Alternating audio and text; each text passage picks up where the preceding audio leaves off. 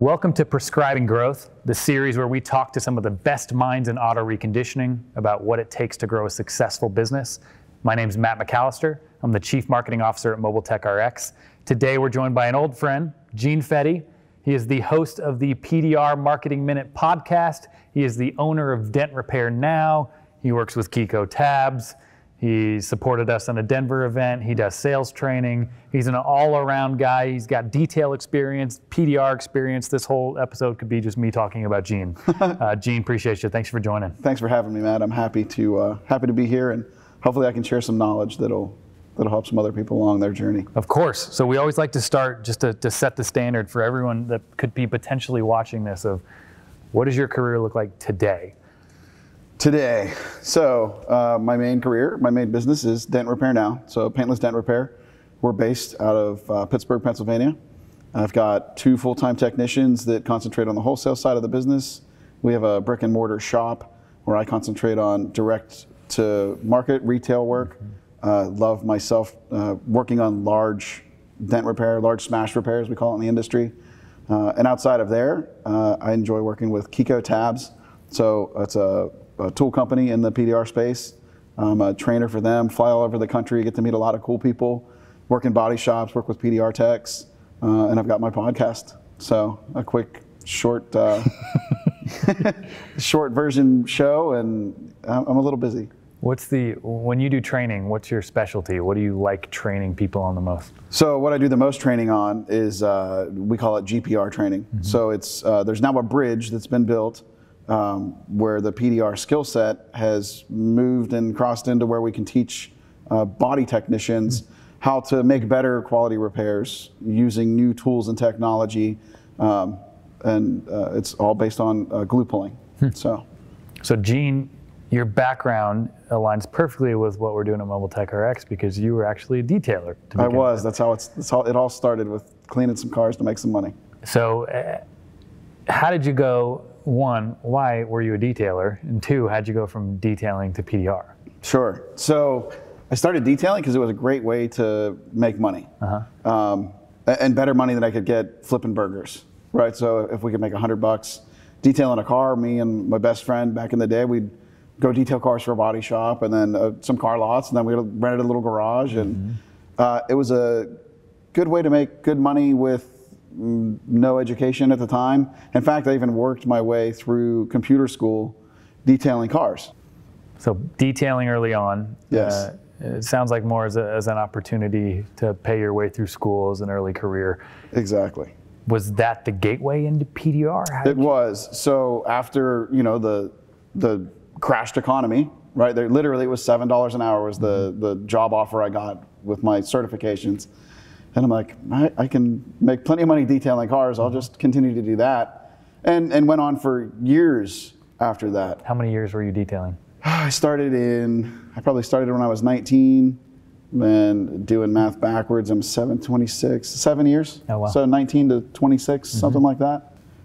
In retrospect, knowing what I know now about business and sales, I would have stayed in the detailing space and scaled that business. Why is that? Because the PDR business is ultra difficult to scale. Detailing side of things. Was it just the sales and marketing knowledge that you That's have all now? it takes, right? Sales and a little bit of business knowledge through the years, but yeah, sales and marketing and pricing and being able to charge what you're worth, it changes your life.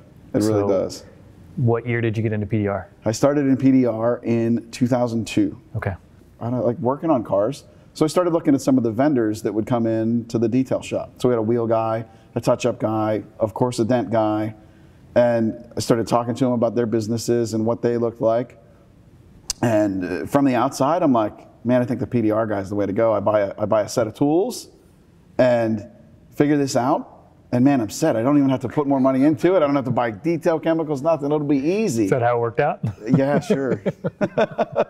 So the whole story, his name's Charlie, a good friend of mine. He's actually the guy who talked me into the business. He wanted like $5,000 to train me and like $1,200 for tools. At the time, he might as well have said $500,000. Like it was more money than I could scrape together.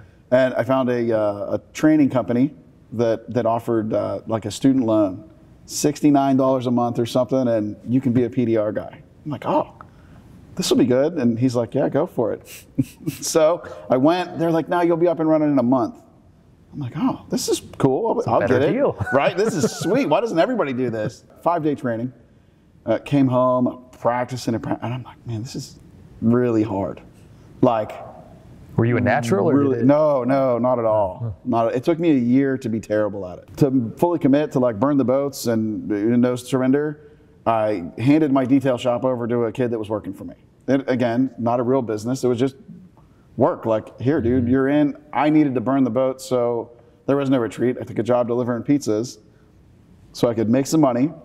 And when I wasn't working, I could go work on learning PDR. So you had a detail shop. You owned a detail shop. Yes. Yep.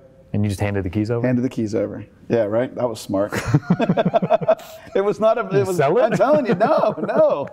Like, I'm telling you, I didn't have any Here's business the better sense. question. Is that detailing shop still around? No, it took them, 6 months to destroy it. Yeah, it's right.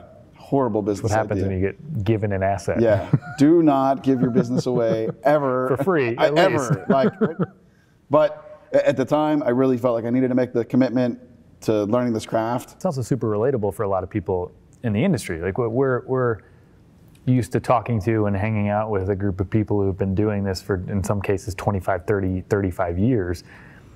99%, that's the tip of the iceberg. 99% of the industry just got their first tool set and is trying to figure out what to do. Correct. What were the first steps for you? I mean, you were delivering pizzas to make some money. Yeah, to make money, putting the time in. So for PDR, on the PDR side of things, it is truly all about the metal time. How do you get that time if I you're not went to my buddy's body shop and got a junk hood and a junk door, and I went to my mom's garage and built a stand, and I would take a hammer and hit it and try to fix it and screw it up and take a hammer and hit it, and I should have saved that first hood. It would have been awesome to hang on the wall.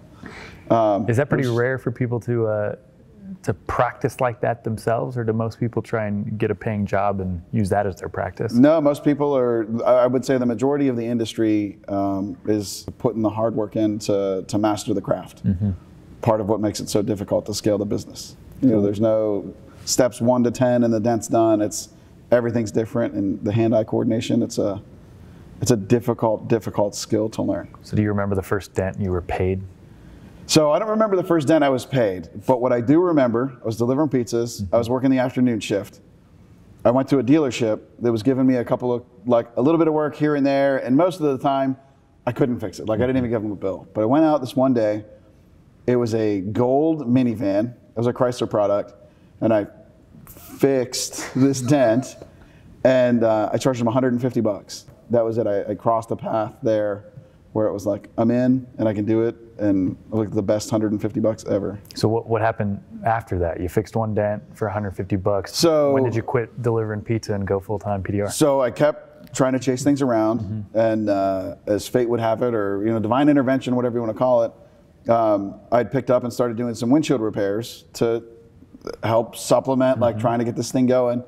And I stopped at a dealership that I did windshield repair for, but not their PDR. They had a PDR guy, and I roll in, and I see a guy using a fog board, and I'm like, hey, Howard, what's going on? Where's Denny? What's going on? He's like, man, this is Jay. You got to go meet Jay. He was my original guy back in the day. He was, here for Dent Wizard, early hire. You got to meet him. So I'm like, all right. I go out and I start talking to him and trying to pump myself up, and I'm like, oh, I've gone out and I've done some hailstorms and like this. And he's like, oh, I went to Europe for the Wizard and covered the Mercedes storm for them and ran it. And I'm like, oh, yeah. Cool. Yeah, wow, that's awesome. Me too, yeah. And I'm like, I'm all in. I'm like, listen, dude, if there's anything I can do to help you grow, I'm in. Hey, I'll tell you what, man, I'm going to be in Oakland tomorrow at the Team 1 dealership was the name. I'm like, okay. Where's that at, dude? I don't know that. I don't know where that dealership is, but Oakland is like downtown Pittsburgh. And he's like, no, Oakland, Maryland. And I'm like, well, I don't know where it is, but I'll figure it out. What time do you want me there? So I look it up. It's like an hour and 45-minute drive from my house. But again, it's an all-in move. So I went down, and he gave me this tiny little dime-sized dent to fix, and I fixed it. He's like, well, I just needed to make sure you at least had a clue. That was the test. he was like, let's hang out. And we hung out for the day. I went back to his house, we had dinner, talked about things. And he's like, well, I can bring you on. You know, we'd come on as a subcontractor, go to work. And when can you start? And I'm like, just now. Called the pizza shop. And I'm like, hey, Ollie, dude, thanks for the ride, but I got to take this opportunity. I'm done. I called my pregnant wife and I said, hey, I just quit the pizza shop and I took this job. We're doing it. We're going all in. And he mentored me for a month and a half, switched the, switched the reflection source I was using. And like, there was just that light bulb moment. And so that was 2 years into my journey, 18 months into my journey, like having that mentor, it clicked and started taking off. He was fighting cancer and decided to, he's like, I'm done with business, handed the whole thing over to me. Is that a recommendation? I mean, there's a few paths you could take when you're first starting, right? I mean, yes. There's giant companies out there now that you could potentially join. You could go at it yourself and knock on a bunch of dealership doors and try and win an account or two. Right. You took this mentor model of subcontracting with somebody you could learn from. Do you give a lot of credit to that as far as where you're at now? Yes. In fact, like if somebody comes to me who really wants to learn, I tell them the best way, in my opinion, is to find somebody to mentor with. Like I don't think that. How do you do that though? We find the right guy. So both of my full-time guys mentored with me. And how'd they find you? So Louis, my right-hand guy, good friends with his dad. Our routes butt up against each other. And he had tried to bring Louis on, and the father-son dynamic is, you know, headbutts all day long. And Larry was semi-retired. He's pushing 2 or 3 days a week. Doesn't want to do any more than that, and that's cool. Coming into the winter, and he's like, man, I don't know if I can keep Louis on. I'm like, well, you know what? I just had a guy quit. I'll take him full time. If you want him, I'll pull him under my wing. He's like, he's in good shape. He can work on damage. I'm like, all right, cool. Had him come and meet me. He was terrible. I had to untrain him. You were presented with this business. How long were you with that mentor before? April 1st is when he called. I'm like, come on. April Fool's. Dude, like I don't see this coming. He's no, I'm serious. Come to the house. And so I actually got my wife and we went to the house and he's like, listen, I'm really sick. I need to either go die or heal. And I can't deal with any of this. Like, it's yours. So what goes through your mind when you're 2 months in, a few months in with this guy after being 18 months in? Now here's your business. Right. So it's not just that, but and here's 2 trainees and like I guess you just jump in and swim. Like it's how well did you swim early on?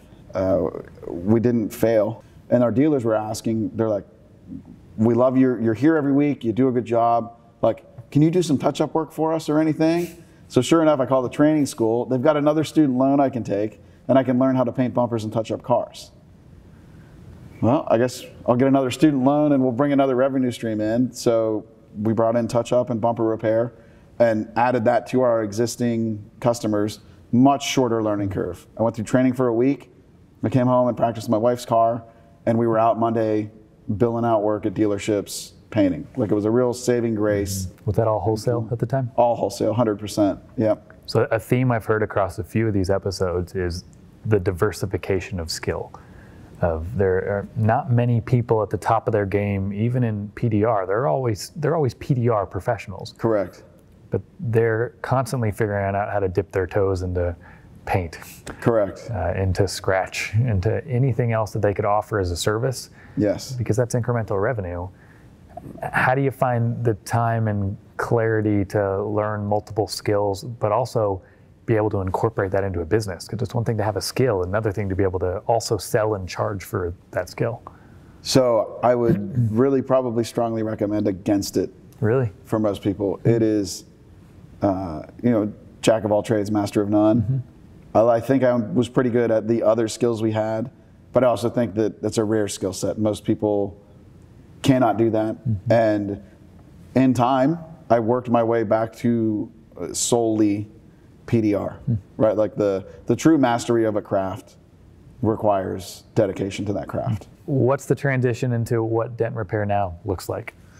So, so my company, I'll give you like the name, we'll give you, I think it was Total Reconditioning Services. Okay. I wanted to be the total solution. We wanted dents and paint and touch up and wheels and interior. I wanted to be like a one-stop shop. Not for long, but that's where we started. Sure.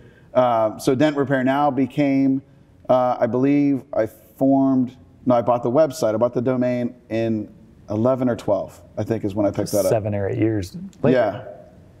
The idea was getting online. I think by then I was on I was definitely on Facebook by then. The groups were there, and there's you could see a wave or a change in PDR moving out of just wholesale car lot work or just hail and moving into a retail market. The Sal Contrerases and the Keith Cosentinos were beginning to share like, hey, we do a lot of work for private customers. And I'm like, I think I like this. It intrigued me. We had a hailstorm come through, a big storm came through in 11. And I'm like, man, I should probably get a website to be able to like maybe capture some work from the web. And so we did. That's when I brought my first full-time guy on, or attempted bringing a full-time guy on was around then. And was that just a pure, I think what's interesting to me is the mindset that goes into an investment. Because any investment is a risk, regardless. Sure it is. And it's not a small investment to build a website, hire a full-time person, change your name. I mean, those are all, could be risky. Well, was that just a desire for a change? What pushed that mindset for risk? Coming to the realization, and I don't remember what book or podcast or whatever I heard it in, was that it was the E-Myth, I believe. We don't, if you're a solo preneur, and especially in a service business, you're not in business, you actually just bought a job. And that really resonated with me. And I'm like, man, this is, like, no matter what I build, like, it's just me, there's no growth. If I go on vacation, there's no revenue, we don't make anything, there's no assets to sell. It's hard to scale PDR. Very hard to scale PDR, very expensive to scale PDR. How do you do it in a way, you're managing a risk, you're managing an investment. How do you do it in a way that is the least risky way possible? I haven't figured it out yet. So I'll give you the evolution. Yeah. So I found a detailer. The kid was a hustler, man, always worked hard. When I was at the dealership late working, he was there late working, like he was hungry. And attention to detail, right? I thought it'd be a good candidate. So I brought him on, and the mentor model is definitely the way I went. So it was over the shoulder. So he was a detailer that you taught PDR. Yeah. Yeah, I figure it worked for me, so maybe it'll work for him. Why not go the direction of finding someone with PDR talent and hiring them? So, pure fear. So I felt like if we went after somebody with PDR talent, maybe a hail guy that wants to come off the trail, for me to be able to afford to pay him what he would want would take like my whole income, because I was just one guy. Fast forward, he cost me about $100,000, like $100,000 hard dollars by being a bad hire, and I was slow to fire. So fire quickly. So 2 questions. For sure. What did that teach you in how to recognize a good hire? And how does somebody need to, what does somebody need to look for to fire quickly? Because those are both issues that everybody faces. So I was too trusting of a person. So the big cost was direct lost revenue from the dealership. So he put his 2 weeks in, I let him go immediately, and immediately went to my dealerships that I had gotten a little lax on because I was chasing this other work. The kid was just being lazy, not working, and by not going out and checking myself, that's where I failed. How do you scale that though? That's part of why I would have stayed in detail, man. This is difficult stuff. Because if you've got to check up on every employee you have. So we let him go. I hired Louis, my right-hand guy. And the difference in people, the bad hire, in retrospect, I never felt any loyalty from him. Loyalty, I think, is probably the biggest thing. And with that loyalty comes tons of trust. So is your recommendation, there's a lot of people out there who are going to make their first hire this year. Yes. And that's tough. Again, I don't care what industry you're in, hiring people is hard. Sure it is. Managing people is harder. Yes. Hire your first person and make sure that how do you make sure you're checking up on their work without making that a separate full-time job? So first, hire slow. Don't be afraid to have them and come do ride-alongs with you. Were you having people do tests in your hiring process? How do you justify, or how do you judge the work ethic before they have an offer letter and say, we're bringing you on board? So start with some hoops. Hey, we're going to do a ride-along. You need to be here at 9 o'clock tomorrow morning. They better be on time. They actually better be early. Better be there at 8:45. And waiting with everything they need for their day. Are there specific questions you find that you're able to ask to judge skills, character, work ethic? No. It's just time spent, it sounds like. It's time spent, yes. I believe that the time spent will show those flaws. And rewinding back to that hire, had I been conscious of that, there were all kinds of red flags. So you made your first hire? Yes. Made your first fire? Yes. Brought on Louie, who's with you today. With me today. How quickly did the business scale from then? Very slow. So scaling the PDR business, so he was with me for a year, so I've paid him for a year. I've slowed down for a year to take the time to teach. I've let him do cars that I could do, you know what I mean? Like, so there's step backs. Once we transitioned out, and maybe it was 13 or 14 months, but where it was like, okay, you're on, we're moving to a commission scale instead of just salary, and you were servicing these dealers. It probably took a good another 6 to 8 months before he wasn't calling me daily to come back him up. And I expected that. So, but to paint the picture of hiring this guy, like, we're 18 months into truly being able to scale at all.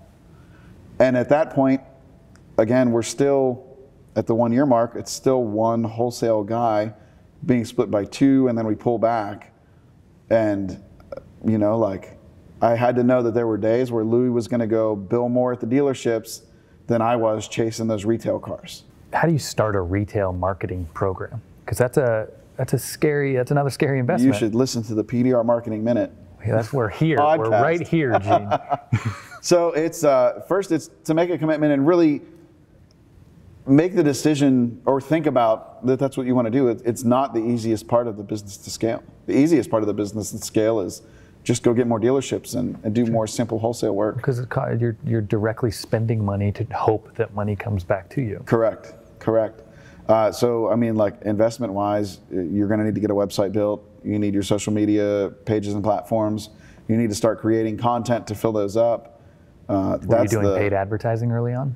Yes. Yeah, we were doing Google AdWords. It was cheap back then. Like $100 ad spend in a month was a big month. Yeah. You know? Yeah. That's what you're describing now is an entirely different skill set. Absolutely. Were you doing that yourself? Did you have somebody help you with that? No, I did most of it myself. How did you teach yourself? So I was always sort of like a marketing nerd, like used to read marketing and sales books for fun. I don't know, I don't know. I do it too, but it's right. my Like job. from a long time ago, I just enjoyed that. I think I always had that entrepreneurial bug and enjoyed reading that stuff. So I had it.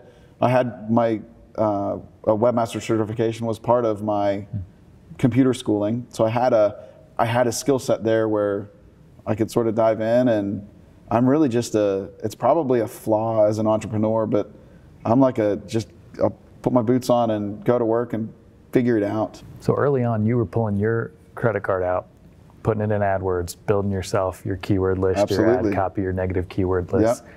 How quickly did you see success there in the retail side? Probably took us, so we started in 11, then the bad hire, we started to turn around again in 13 into 14.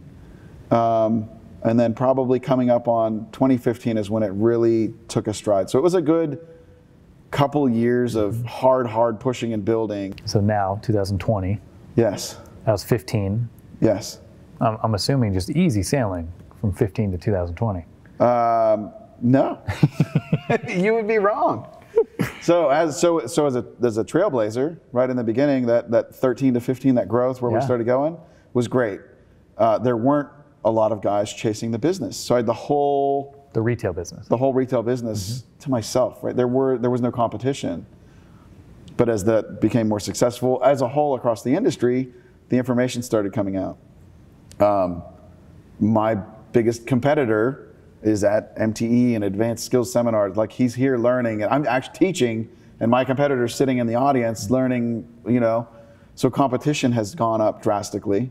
And then so that would be winter, early of 18, we found a brick and mortar store and decided to take the leap into that, which was another big investment with another new hire. We brought a referral, actually a relative of Louis. His cousin has come on with us. We brought him on part-time, which was a nice move from the full-time hire. Right when I committed to him, that shop opportunity popped up. So now I've got a new hire and a new shop that needs remodeled, and a whole new brand, or not brand, but online presence built just for that. We're to the point now where I've brought my part-time guy on full-time. So now I've got 2 full-time technicians.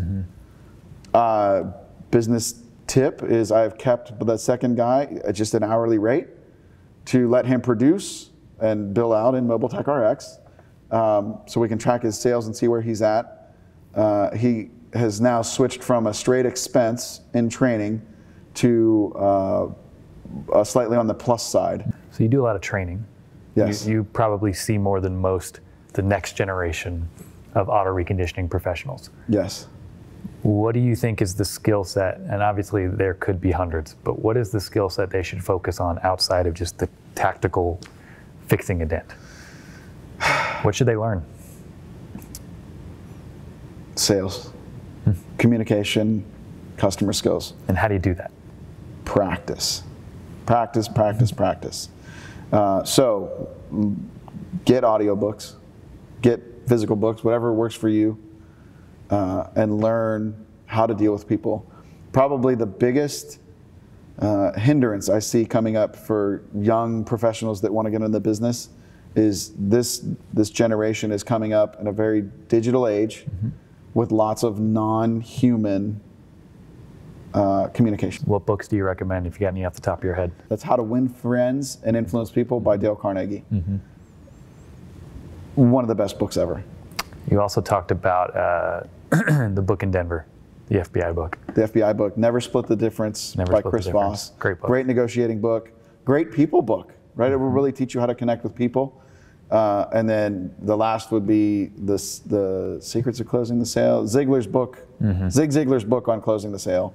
I've probably been through it a dozen times. Last question for you. If you had all the knowledge and experience you have today, yes, but found yourself by some scientific miracle back in 2004, yes, what would you do differently? I would scale my detail business. Really? Absolutely. No PDR? No PDR. No PDR. Nope. No question. Interesting. But absolutely, it's a scalable business. Is there no opportunity to go back into detail? There's no desire to go back into detail. Gotcha. Yes, yes, yes. It's hard work, but it is a much more scalable business. If you want to build a business, detail. That's where it's at. Well, Gene, it's been a pleasure chatting with you. Always a pleasure to hear more details of your story. I think honestly the most impactful thing to me is, as a group, let's be honest about our struggles. Oh, absolutely. Let's be open and honest about how hard it is to run any business. And we'll happily tell you, as a software company, it's just as hard I'm sure, to grow our business as it is to grow any other.